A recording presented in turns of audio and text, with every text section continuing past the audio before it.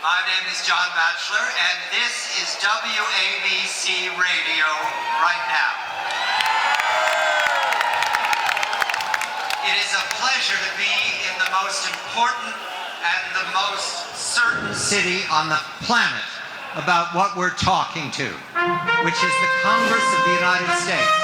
The audience for today is the U.S. Congress. Over the next weeks, the U.S. Congress will review what they know of the Iran deal. The Congress will vote.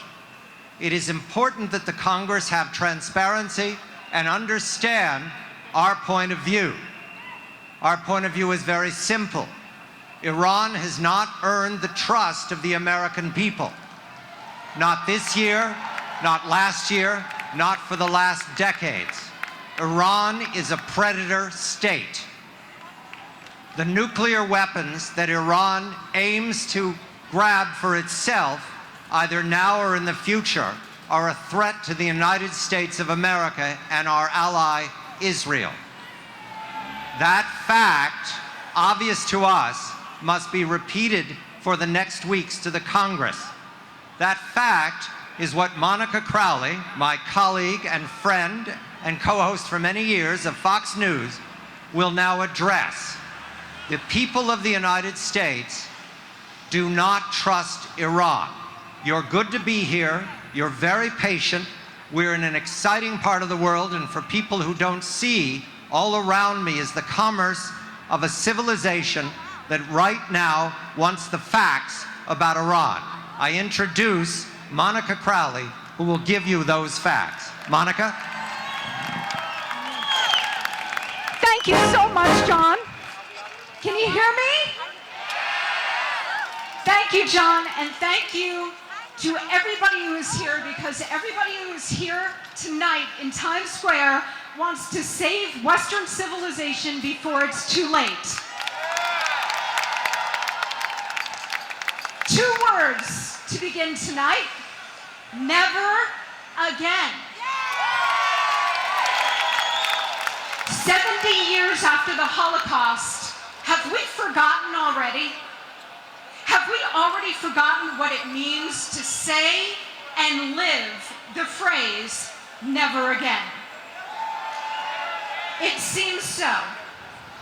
How else can we interpret a deal that legitimizes as a threshold nuclear power the world's most fearsome state sponsor of terror, the key exporter of the Islamic Revolution, one of the most efficient traffickers of deadly weapons, an unapologetic denier of the Holocaust bent on Israel's destruction, the passionate believer of death to America and death to Israel, and a killer of thousands of Americans?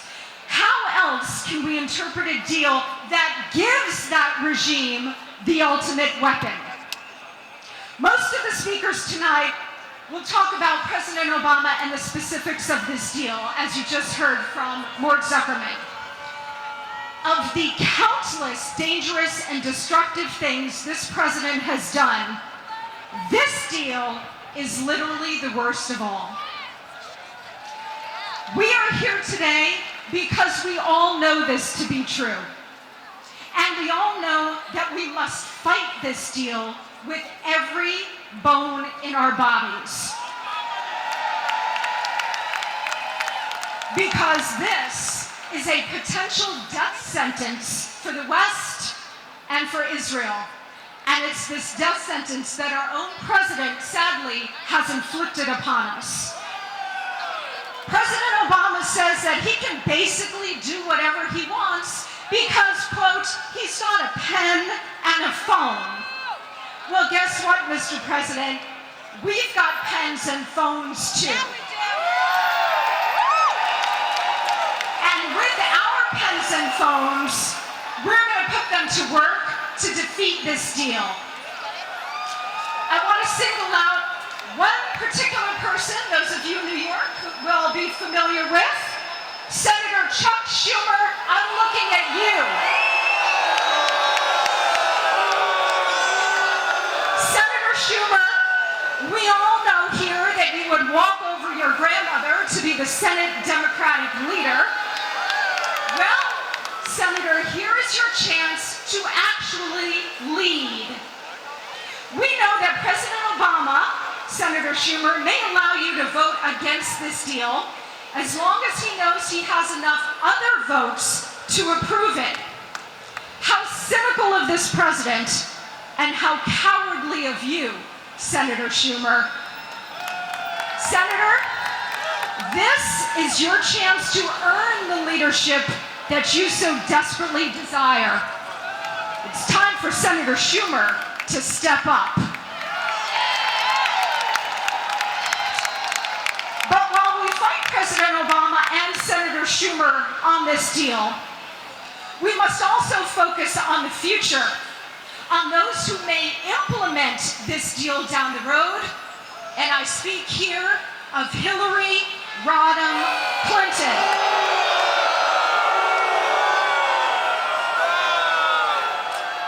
Mrs. Clinton had no problem overthrowing our friend and ally, Egyptian President Hosni Mubarak, nor did she have a problem overthrowing Libyan leader Muammar Gaddafi, despite the fact that he too was supplying indispensable intelligence and help to us in terms of rooting out the Muslim Brotherhood, Al-Qaeda, and other Islamists and fundamentalist Islamic groups. She also had no problem co-sponsoring UN Human Rights Council Resolution 1618, which seeks to criminalize any speech critical of Islam, including here at home. But when it comes to Iran, a regime that really does need to go down, she's all for a nuclear deal that will not only keep the regime in place, but strengthen it. We need to ask Mrs. Clinton, whose side is she on? As Secretary of State, Mrs. Clinton worked diligently to get this deal done. How diligently? Well, she was so desperate that at one point in 2010 in Bahrain at a black tie gala, she literally chased the Iranian foreign minister around the room and got blown off by the Iranian foreign minister not once, but twice. Did that stop her? Of course not. For years, Mrs. Clinton and Mr. Obama have gone out of their way to reassure us that containment of a nuclear Iran was not the administration's policy. Dismantling Iran's nuclear program was the policy. Well, it turns out that neither of them meant it. Shocking, I know. If this deal is approved, containment will be it. And trying to contain an apocalyptic, expansionist Islamic theocracy isn't exactly the same thing as trying to contain a secular and rational communist regime. We have known for a long time that this president and this Secretary of State, Mrs. Clinton, lie with great ease. And in this deal, we now have the most dangerous consequence yet of their lies. You cannot trust a thing he or she says. And when it comes to the greatest state sponsor of terror, getting the ultimate weapon, that particular lie could cost this country and Israel its very existence. We need this call to action. Call Senator Schumer. Call your senators. Tell them that you oppose this deal and that you expect, no, you demand that they reject it too. Stop the deal. Stop Iran before it's too late. Because as we have long told ourselves, never again. Now is the time to bring those words to life. Thank you, God bless you, God bless the state of Israel, and God bless America. Thank you, Monica. Ladies and gentlemen,